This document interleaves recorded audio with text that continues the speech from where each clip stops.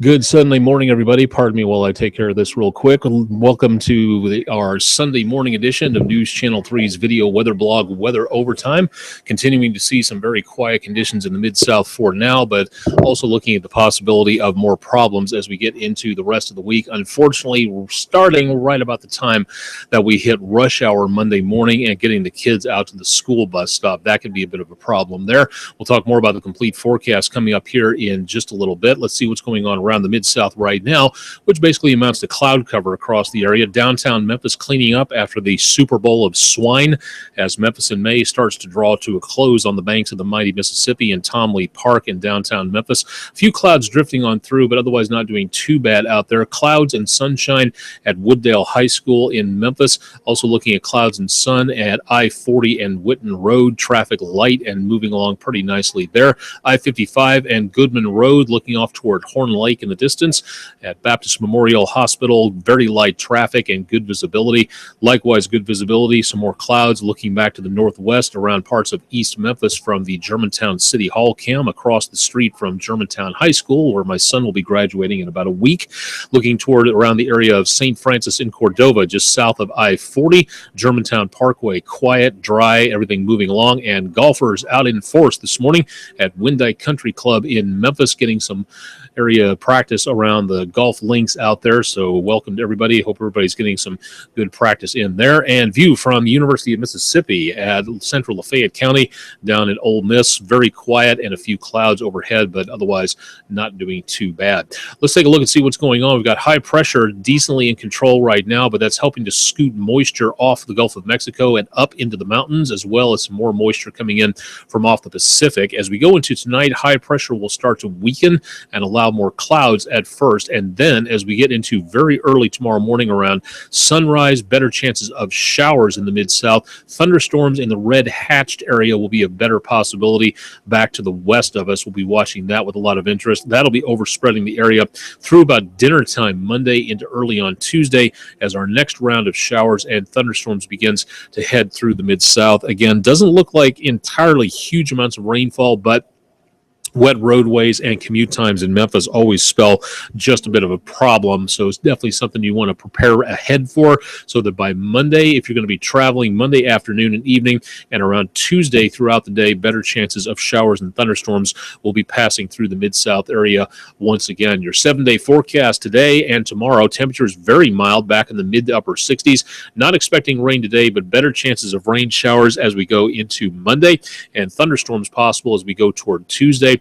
Less of a chance from Wednesday into Thursday, but coming back again by Friday into Saturday. That's where we see again the potential of some more showers and thunderstorms lingering into the weekend next. So we could be seeing some problems out there for graduation ceremonies outdoors. We'll be monitoring that throughout the rest of the week. How does severe weather look at this time? Well, not seeing anything for today, not even any thunderstorms to talk about, but by the time we get into tomorrow, there will be a general risk of thunderstorms in the green shaded category throughout the rest of the Mid-South. Higher threats of severe weather back toward the panhandles of Oklahoma and Texas. Back into around Tuesday, that's where we see again a larger threat from the Rio Grande to the Mississippi, south central United States, Gulf Coast into around northwestern Louisiana and across a wide swath of Texas. Marginal threat of severe weather, stronger thunderstorms along parts of the Mid-South, basically for areas south of Dyersburg and Blytheville and the Boot Heel across much of the rest of the area. That's Tuesday.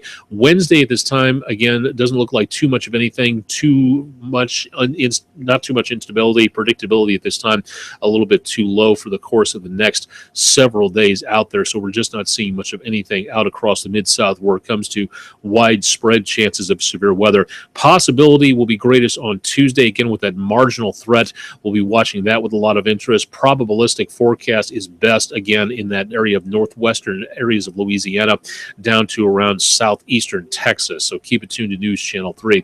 We'll keep you updated on that. How do you do that? Well, stay tuned for more of our forecasts coming up on the rest of the day, and also available on Facebook at facebook.com/AustinauticsWREG. Also on Twitter, if you'd like to stop by there for more information, and also on Instagram at AOnicWREG3. Thanking Alex Coleman, our news anchor here, and great comic book sci-fi fan as well. Talk with him about a few sci-fi genres from time to time. Great quad shot of sunset last night over the Mississippi River. So great to know that he's contributing out there for these pictures. And if you'd like to see this close up, go to my Instagram page and we'll pass that along. Thanking past AMS President Marshall Shepard for passing along this great story on Forbes magazine about tornado safety information. And if you'd like to see more about this and find out more about what happened with these storms that worked their way through parts of Oklahoma, the tips that are readily available just about any place out there, possibly did a pretty good job of helping to save this kid's life, doing a good job of keeping that information flowing out there. And a nice quote from Rick Smith, warning coordination meteorologist from the National Weather Service in Norman, Oklahoma. If you'd like to see more about what the power of positive thinking and forward preparation does, this is a great article to check out from Dr. Marshall Shepard, Professor Marshall Shepard. If you'd like to know more about this, go to my website. We'll link to Dr. Shepard's Twitter site and to the Forbes article as well. That's all available there to talk more about what you can do to get ready for severe weather. It doesn't just happen in Tornado Alley.